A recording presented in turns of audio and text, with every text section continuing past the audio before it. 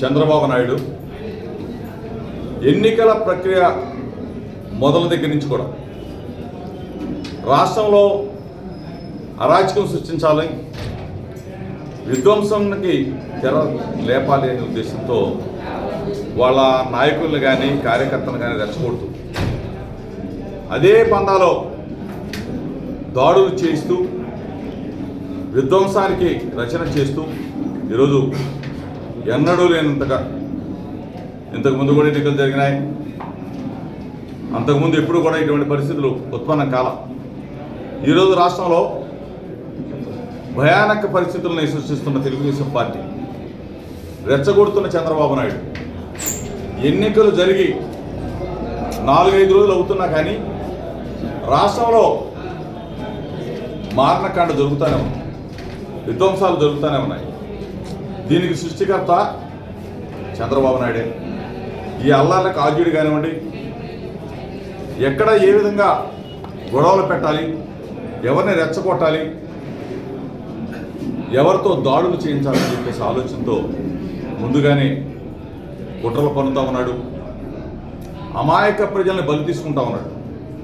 పల్నాడు అవ్వచ్చు, రాయలసీమలో కొన్ని ప్రాంతాల్లో అవ్వచ్చు, మనం నిత్యం చూస్తూ ఉన్నాం. చంద్రబాబు నాయుడు చేసే దుర్మార్గపు రాజకీయ క్రియల వల్ల ఈరోజు రాష్ట్రం రావణ కష్టంలాగా మారింది.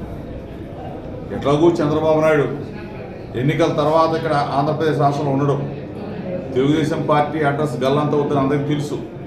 ఈ పరిస్థితుల్లో వర్గాల్ని రెచ్చగొట్టాలా, కులాన్ని రెచ్చగొట్టాలా, పెత్తందాలని రెచ్చగొట్టాలని చెప్పేసి ఎన్నికల్లో పని చంద్రబాబు నాయుడికి ప్రజలు సరైన తీర్పునివ్వబోతా ఉన్నారు. చంద్రబాబు నాయుడిని దయచేసి మీరు నమ్ముకుంటే మీ గోతులో మీరే పడతారు. ఈరోజు మీకు చెప్తా ఉన్నాను, చంద్రబాబు నాయుడు అనేవాడు రేపు ఉండడు.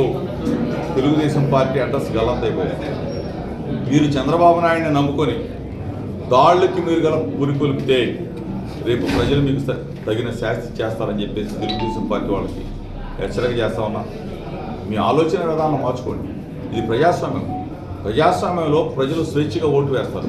ఆల్రెడీ ఓటు వేశారు. ఓటు వేయక ముందు ప్రేరేపించారు, ఓటు వేసిన తర్వాత వాళ్ళ మీద దాడులు చేస్తూ ఉన్నారు. ఇది మంచి పద్ధతి కాదు. ఎలక్షన్ అధికారులు కూడా మొన్న వెళ్ళి మేము రిప్రజెంటేషన్ ఇవ్వడం కూడా జరిగింది. బీజేపీని కూడా కలవడం కూడా జరిగింది. నిన్న గవర్నర్ గారు కూడా చెప్పడం కూడా జరిగింది. ఇది చంద్రబాబు నాయుడు శాతగానితనం వల్ల అతను ఎట్లాగూ ఓడిపోతున్నాడు కాబట్టి రాష్ట్రంలో అలజడులు సృష్టించాలి, దుర్మార్గాన్ని ఈ విధంగా ప్రేరేపించాలి, విధ్వంసకాండని ఈ విధంగా ప్రేరేపించాలని చెప్పి చూస్తున్న చంద్రబాబు నాయుడికి తగిన మూల్యం చెల్లించుకుంటామని చెప్పేసి చంద్రబాబు నాయుడు హెచ్చరిస్తూ ప్రజలందరూ కూడా ప్రశాంతంగా ఉండండి. కొంతమంది నాయకులు రెచ్చగొడతారు, మనం రెచ్చిపోతే మన కుటుంబాలు బలైపోతాయని చెప్పేసి అందరికీ కూడా చెప్తూ హెచ్చరిస్తూ మీ ద్వారా వాళ్ళకి తెలియజేస్తాం.